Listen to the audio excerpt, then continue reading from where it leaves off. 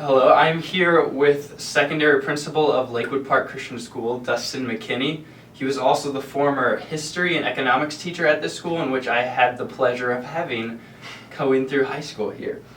So I'm here to ask him a few questions. First off, we're just going to start with like a general run. What condition do you believe that the American economy is in right now? Well, it's much better than what it was about a decade ago when we had the recession hit.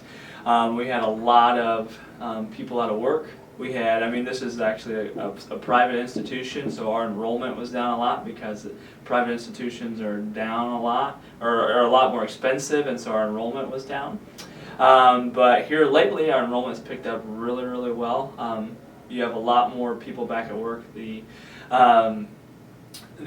unemployment rate is down, but it's still not great.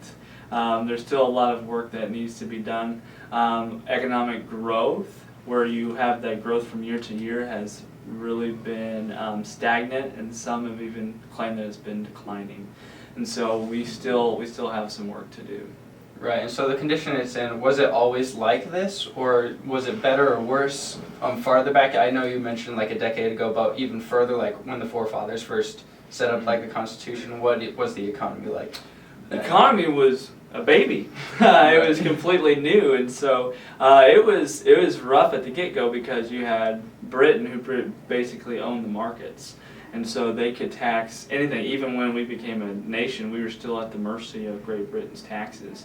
However, after really you get into the War of 1812, when we really relinquished any authority that we had given to Britain, when we took it back, we entered into an era known as the era of good feelings, and that when our economy picked up, it was really good. And then you have the Industrial Revolution that's going to hit, which really skyrocketed our economy. And then you get into the 20s, like the boom before the bust, and it was outstanding. Everyone was doing extremely well. The standard of living was way up, and then obviously we went a little too far, and then the Great Depression happened, which was the worst economic crisis in American history. So you got the 50s and 60s. You have the business cycle. So our economy has always done this. And anytime it does this, the other party blames the other party.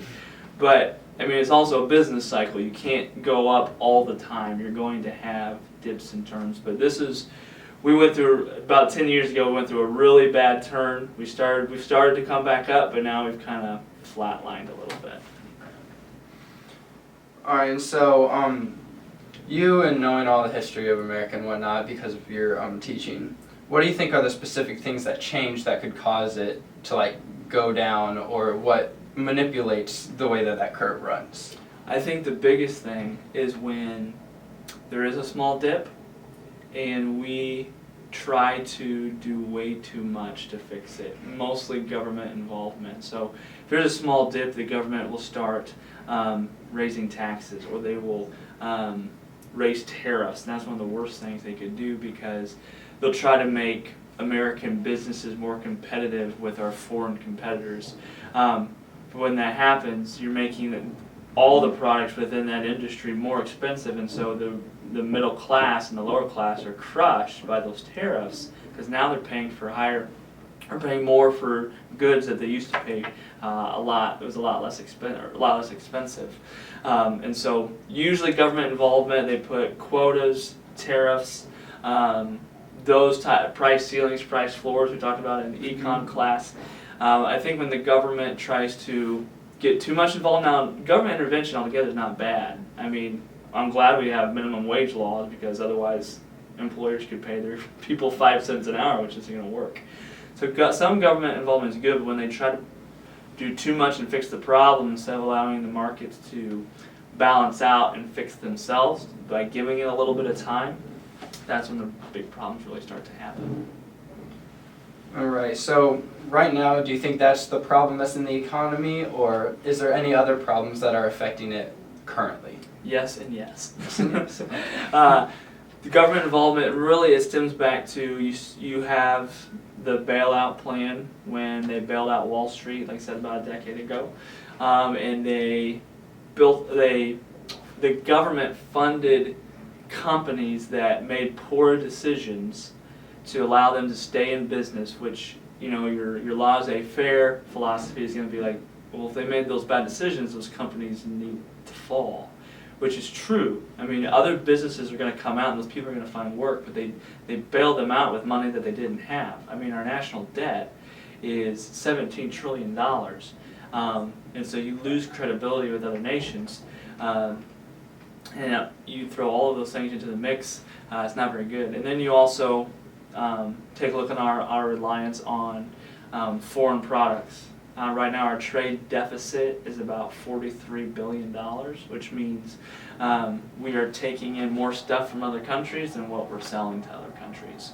And so we're getting these goods in, but we have not done a very good job of either specializing and making specific products because we can make them cheaper than anybody else and selling a whole lot of those. We try to make a whole bunch of different products that maybe we don't make very well. We can make them, we can make a lot of them, but it costs us a lot to do it. And so when we do that, when we sell them, our profit on those things weren't very much, and so it just adds to that trade deficit. And so our reliance on foreign products, government intervention, and the biggest thing is the national debt. The national debt is really, really bad. Alright, and has the economy like today affected you personally in any way? Or is it more of like a big picture type of thing? I think so. Health insurance is a piece of that. I mean, requiring people to purchase health insurance. Ultimately, when you add a bunch of people to health insurance, your premiums are going to skyrocket because those health insurance where they used to cover, you know, just say for example 20 people are now covering 40, double that. That's a lot of money dishing out. That's double the money you're dishing out when Billy gets hurt or Bob gets sick and is in the hospital. And so they have to cover their bases, and so they have to be able to bring in enough money to cover everybody's medical bills. And so my premium went whoop. Also, you have companies. We have. I mean, we're a small Christian school. How we make money to pay for what goes on here is through student tuition. We need more students now to cover our bases because now we have to cover everyone's health insurance. If they're a full-time employee, we have to. The government law, I mean, the healthcare law says we have to do that. And so it raises our prices, and so we have to really market to get more students in so we can cover our basis. It also means we have to make cuts in, you know, different technology that maybe we would want to do, different things that we want to do because we now have to pay for this health insurance. So my premium, my health insurance has gone up. I felt it here at the school. Like I said, we've seen it in our student enrollment numbers. Our enrollment number goes down, my salary goes down. Our teachers' salaries go down. You know, if it's up, they go up, and that's a good thing. So yes, personally, and even as an organization, I felt that. What do you think could be implemented or changed to make the economy improve from the current state it's at? We need to change our philosophy on Keynesian economics. It's a legit philosophy, but what it states is they measure economic success basically by how much America spends. And so the more and more America spends, we're like, oh, well, then we must be doing really well if people are spending money. But oftentimes that means people spending money that they don't have through either forms of credit or making poor decisions. We really should start looking at investments that we're making, especially in our savings. So how much is America saving? How much are we saving as a country? We've looked at putting budgetary laws on our national debt, and we have, but every year we raise that debt limit because we need this or that, and really we need somebody who is going to say, we're not raising it anymore. We're going to make the necessary cuts. Now that's going to hurt. Now I'll be the first one to tell you that's going to hurt. It may hurt me. It may hurt my family financially for a little bit because we may not have some things that we've maybe been used to, and maybe some welfare that isn't given as much, or that welfare is cut for people who might need it, who might be unemployed. So it might hurt for a bit, but in the future of our nation's success, that small time that's going to hurt is going to be worth what it means for our country and the success that we're going to have. And it's good personally.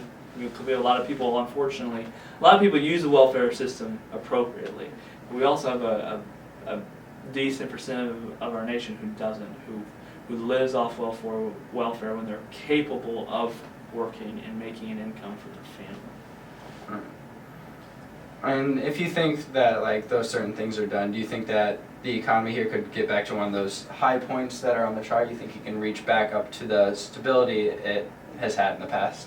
I do. I think a part of that and teaching, I think at the education level, so much time is being invested in standardized testing. And so our teachers are, it's a big deal, even though you don't want it to be a big deal, how the state views you, how, if we have terrible scores here, no students are going to come here, which would destroy the school.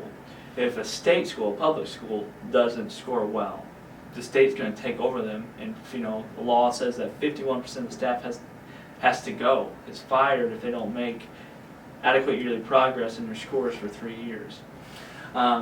So if that mindset is shifted to more an entrepreneur, innovative, getting our students to think critically outside the box. When we did that business project in my econ class, but so much emphasis is placed on those state scores, and I'm not saying that to be done away with, because it is good to have a little accountability, but to put so much investment into the scores to where you're saying 51% of the school staff has to go, or testing so many times throughout the year, you take away from that creative, innovative, fun type of projects that gets students excited and wanting to create new things and go into businesses and make these new things, and you have that set. Sorry for my phone call, not his fault. But we take those steps, then I think America will get back to a place of a great economy. All right. Well, thank you so much for your time. It was great having you. Thank you. Glad you guys came to visit me. We'll see you next time.